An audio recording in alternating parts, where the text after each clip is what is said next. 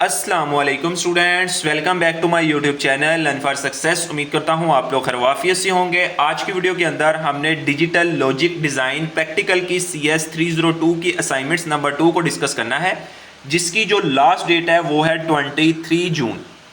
बहुत सारे स्टूडेंट्स परेशान हो रहे थे कि इसके अंदर एक सॉफ्टवेयर यूज़ हो रहा है जिसको इलेक्ट्रिक बेंच वर्क बेंच के नाम से जाना जाता है। ठीक है, उसके अंदर आपने इसकी जो डायग्राम है वो बनानी है, उसको MS वर्ड पे लेके आना है, फिर MS वर्ड वाली फाइल जो है ना वो आपने LMS पे सबमिट करनी है। ये डायग्राम थोड़ी सी टफ होती है। इलेक्ट्रिक बेंच वर्क बेंच जो है वो काफ़ी स्टूडेंट्स को चलाना नहीं आता, तो वो मुझे इनबॉक्स मैसेज करते हैं कि सर हमने ये पेड असाइनमेंट्स अगर बनवानी हो तो मैं ट्रस्टेड पर्सन कोई बता दे। तो मैं अगेन हर दफ़ा अपनी वीडियो के अंदर यही अनाउंस करता हूँ कि मेरी तरफ से अगर आपको रिकमेंडेड किया जाता है तो वो एजुकेशन सेंटर है। अभी भी आपको स्क्रीन पे जो नंबर शो हो रहा है एजुकेशन सेंटर, अगर आप पेड बनवाना चाहते हैं तो इनके साथ कॉन्टैक्ट कर सकते हैं। 110% आपकी ईच एंड एवरी डिटेल जो है वो सेव एंड सिक्योर के साथ आपका 100% काम करके सबमिट करवा दिया जाएगा। ठीक है, बैक टू द टॉपिक पे आते हैं हमारे पास कि यहाँ पे इसके अंदर कुछ इंपॉर्टेंट इंस्ट्रक्शंस बताई गई हैं, मार्किंग रूल्स बताए गए हैं, वो आपने लाजमी यहाँ पे देख लेना है कि यहाँ पे अगर आपने किसी स्टूडेंट की कॉपी की, काफ़ी स्टूडेंट्स जो हैं वो कॉपी करेंगे, तो आपने कॉपी नहीं करना। हर स्टूडेंट ने इलेक्ट्रिक बेंच पावर बेंच के अंदर अपनी अपनी डायग्राम ड्रा करनी है।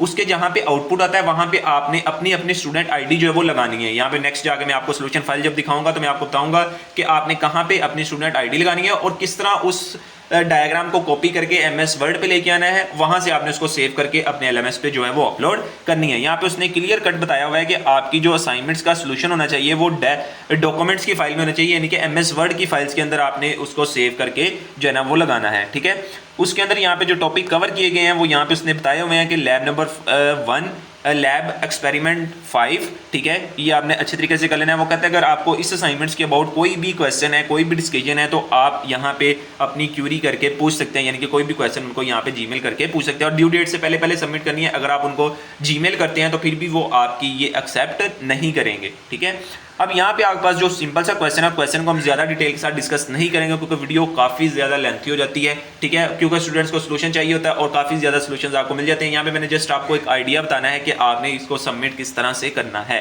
ठीक है, यहाँ पे आप क्वेश्चन देख सकते हैं, ये आपके पास क्वेश्चन है, ये आपने डायग्राम जो है वो इलेक्ट्रिक वर्क बेंच पे ऊपर आपने ड्रा करनी है, सेम टू सेम ये डायग्राम आपने ड्रा करनी है।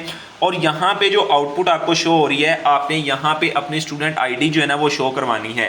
ठीक है, यहाँ पे आप इसको देख सकते हैं, ये आपकी जो है असाइनमेंट्स की डायग्राम है। अब आपको मैं इसके सोल्यूशन पे लेके चलता हूँ।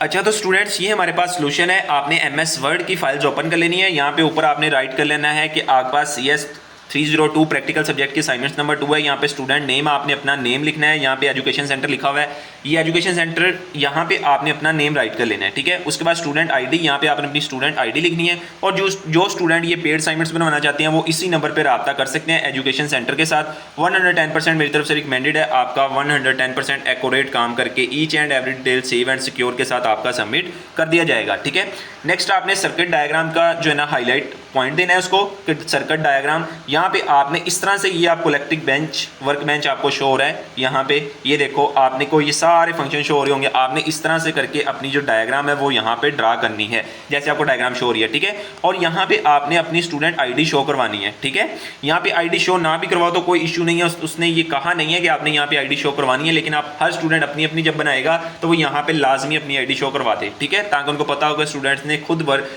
इलेक्ट्रिक वर्क बेंच के अंदर जाकर इस डायग्राम को ड्रा किया था। ठीक है, उसके बाद आपने कुछ इसकी इनपुट कंडीशंस बतानी है, ये सेम टू सेम आप राइट भी कर सकते हो। ठीक है, उसके बाद आपने एक्सप्लेनेशन बतानी है, उसके बाद वो लीन एक्सप्रेशन डेरिवेशंस आपने बताना है। यहाँ पे आपका जो क्वेश्चंस है वो कंप्लीट हो जाएगा। आई होप कि आपको पता चल गया होगा कि आपने वहां से कॉपी, आपको ये डायग्राम का स्क्रीनशॉट लेने के लिए पीसी के अंदर अगर आप इसको ड्रा करें तो स्नैपिंग टूल आपने यूज करना है, वहां से आपने सेलेक्ट करके डायग्राम को अपनी MS फाइल के ऊपर लाकर पेस्ट कर लेना है। ठीक है, उसके नीचे ये तमाम कंडीशन जो है वो राइट कर देनी है और आपकी जो असाइनमेंट्स है वो तैयार हो जाएगी। असाइनमेंट्स थोड़ी सी टफ है, लेकिन ये है कि आप इसके ऊपर थोड़ी सी स्ट्रगल करेंगे तो आप इसको इजीली जो है वो कवर कर लेंगे। ठीक है, तो आई होप मैंने ये चंद स्टेप्स आपको बताने थे और आपको समझ आ गई होगी। आई होप कि इंशाल्लाह मिलेंगे एक नई वीडियो के अंदर। तब तक दें मुझे इजाज़त, दुआओं में याद रखिएगा। अल्लाह हाफिज़।